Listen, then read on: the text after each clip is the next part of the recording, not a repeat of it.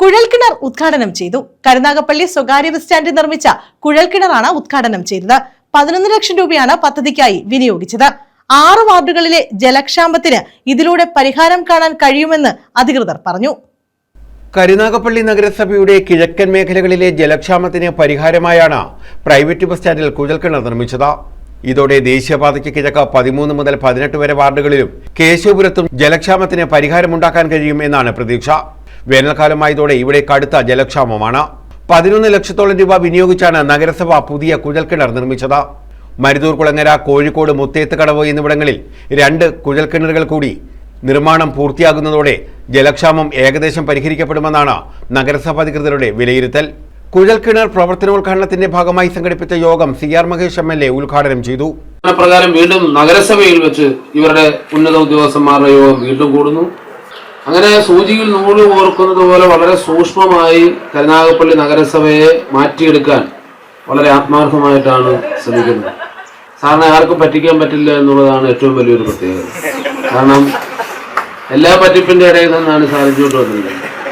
സാറിനെ സംബന്ധിച്ച് അഴിമതിയില്ല, സ്വജനപക്ഷപാതമില്ല. അതുകൊണ്ട് തന്നെ ആളുകൾക്ക് ആദ്യം പൊരുത്തപ്പെടാൻ കുറച്ച് മടിയായിരിക്കും. പക്ഷെ അവസാനം അവര് അകമഴിഞ്ഞ് സാറുമായി പൊരുത്തപ്പെടുമെന്നുള്ള കാര്യത്തിൽ യാതൊരു തർക്കവുമില്ല. കാരണം ആത്യന്തികമായി വിജയിക്കുന്നത് സത്യവും ധർമ്മവും നീതിയുമാണ്. നമുക്ക് ഒരുപാട് സ്വപ്നങ്ങളുണ്ട്. ഇവിടെ സാറ് സൂചിപ്പിച്ചതുപോലെ ഒരുപാട് കാര്യങ്ങൾ ചെയ്യാൻ പറ്റും. നല്ല വിദ്യാസമ്പന്നരായിട്ടുള്ള പ്രവർത്തന പരിചയമുള്ള കൗൺസിലർമാരാണ്.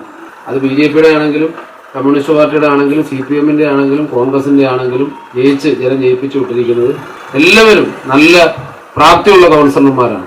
ഈ വാർഡിന്റെ പ്രവർത്തന രംഗത്ത് നിൽക്കുന്ന ആളുകളുണ്ട്. അങ്ങനെ എല്ലാം കൊണ്ടും ഓരോരുത്തരും അവരവരുടെ മേഖലകളിൽ കഴിവ് തെളിയിച്ചിട്ടുള്ള ആളുകളാണ്. നഗരസഭാ ചെയർമാൻ P. സോമരാജൻ അധ്യക്ഷത വഹിച്ചു. അധികാരമേറ്റിട്ട് 2 മാസം പൂർത്തിയായിട്ടേ ഉള്ളൂ. ഈ 2 മാസത്തിനകം തന്നെ കരുനാഗപ്പള്ളി നഗരസഭയുടെ പ്രവർത്തനം അവിടെ വരുന്ന സാധാരണക്കാർക്ക്, നീതി തേടി വരുന്ന സാധാരണക്കാർക്ക് മുൻ അനുഭവങ്ങളിൽ നിന്ന് വ്യത്യസ്തമായി 2 മാസം കൊണ്ട് ഓഫീസിന്റെ മാറ്റം പൊതുജനങ്ങൾക്ക് ഉപകാരപ്രദമായ രീതിയിലേക്ക് മാറ്റുന്നതിന് കുറച്ച് കാര്യമായി സാധിച്ചിട്ടുണ്ടെന്നാണ് ഞങ്ങളുടെ അഭിപ്രായം.